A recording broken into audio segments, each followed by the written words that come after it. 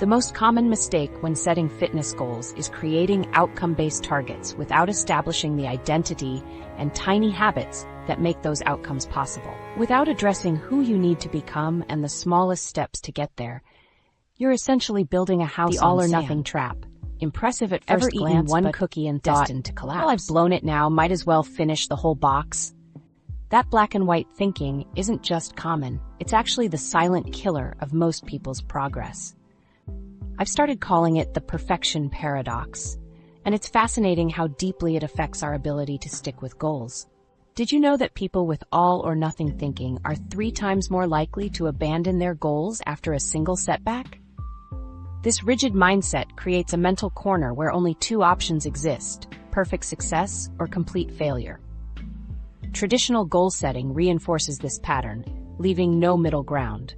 You tell yourself, "I'll follow this diet perfectly," or "I'll never miss a workout," setting up impossible standards that inevitably crumble. Real progress never happens in a straight line. It's messy, filled with zigzags, good days and frustrating setbacks. Consider learning to walk as a baby. If you had quit after falling down the first dozen times, none of us would be walking today. I interviewed 30 people who maintained major life changes for over 5 years. Weight loss, career shifts, financial turnarounds. Not a single one had an unbroken streak of success.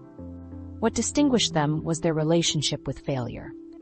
Instead of viewing setbacks as deal breakers, they saw them as part of the process. One woman who maintained a 70-pound weight loss for 7 years told me, "I expect to have bad weeks. They're scheduled into my plan." This completely transformed my understanding of success. Psychologists call this rigid thinking a cognitive distortion. According to research published in the Journal of Psychoeducational Assessment, all-or-nothing thinking creates a framework where any deviation from perfect standards gets interpreted as complete failure. This mindset leaves no room for the natural ups and downs of being human. Think about diet culture. You eat well all week, then have pizza with friends on Friday. The all-or-nothing thinker decides, "I've ruined everything, might as well order dessert too and start again on Monday."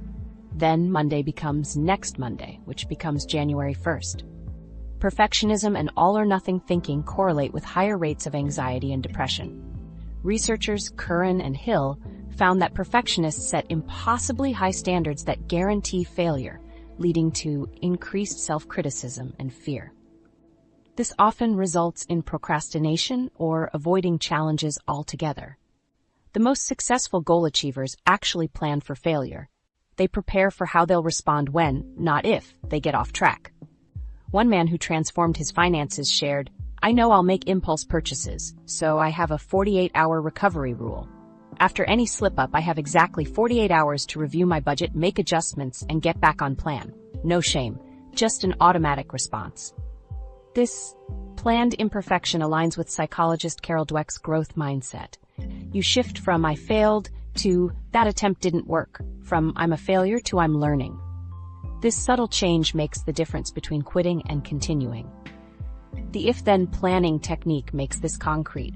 1. Identify your goal, e.g., exercise 3 times weekly. 2. List potential obstacles. What might prevent this? 3. Create specific recovery plans. If I miss Monday's workout, then I'll do a 10-minute session Tuesday morning. 4. Practice the mental shift. This isn't failure, it's adjustment. 5. Track recovery speed rather than perfect adherence. I tested this with my writing habit. Instead of demanding 1,000 perfect words daily, which repeatedly failed, I built in acceptable imperfection days, where writing just 50 words still counted as success. On most of these days, I wrote more anyway, without the pressure of perfection. This approach works because it aligns with how our brains function. When we remove the threat of total failure, we reduce the anxiety that triggers goal abandonment. It's permission to be human. Think of resilience as a muscle. Each time you bounce back from a setback instead of quitting, you strengthen that muscle. Recovery becomes your superpower. This approach also stabilizes motivation. When caught in all-or-nothing thinking, motivation becomes fragile because it's tied to perfect performance. One slip-up crushes motivation entirely. When you expect imperfection, motivation remains stable despite normal inconsistency. I've tested this with friends and results are clear.